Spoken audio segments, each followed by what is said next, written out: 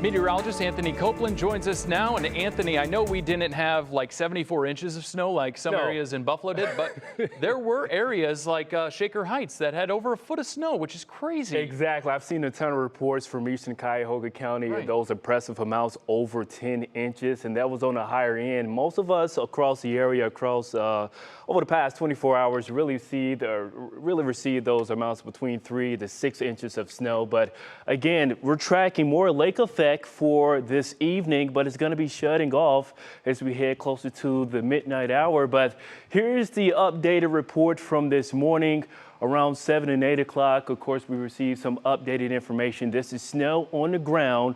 It's still snowing, I know, and it's still going to continue throughout the next several hours or so. So it's going to be at least the next few hours before we receive those official snowfall reports. 16 inches from Pierpont in Ashtabula County, Maple Heights, Broadview Heights. Yeah, those amounts over getting close to a foot of snow. From the international airport, just 7 inches reported at 8 o'clock from this morning.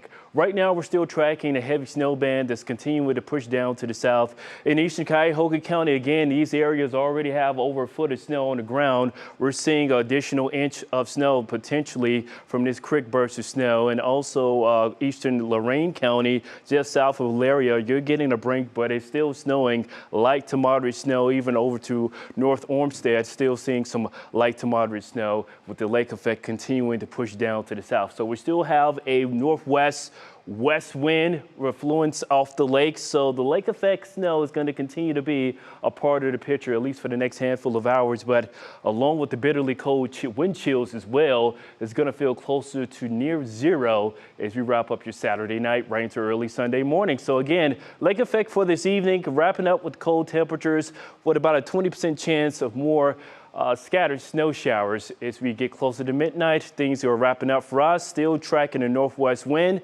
but it's going to feel closer to the single digits by the time we're waking up for early Sunday morning. Now, the biggest difference going into the second half of Sunday will be the clearing skies. Mostly sunny conditions. We're tracking temperatures in the mid to lower 20s. That's a plus, along with partly cloudy conditions as we approach sunset for tomorrow evening and heading throughout the overnight. It's still going to remain cold. In fact, folks, it's going to be over 240 hours we've been experiencing temperatures below 32 degrees. So where do we go from here when it comes to climbing out of this deep freeze? And take a look at this. Monday afternoon, we could finally approach seasonal temperatures. This is typically the coldest part of the year, which is our average high is 35 degrees.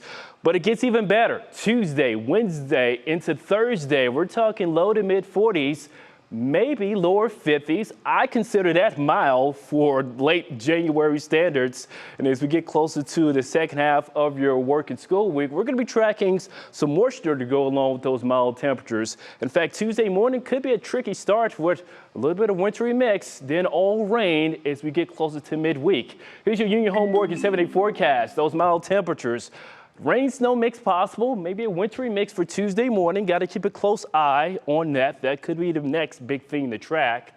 Then just rain showers, just rounds of rain with mild temperatures above average temperatures. Finally, when did 40s become the new mild?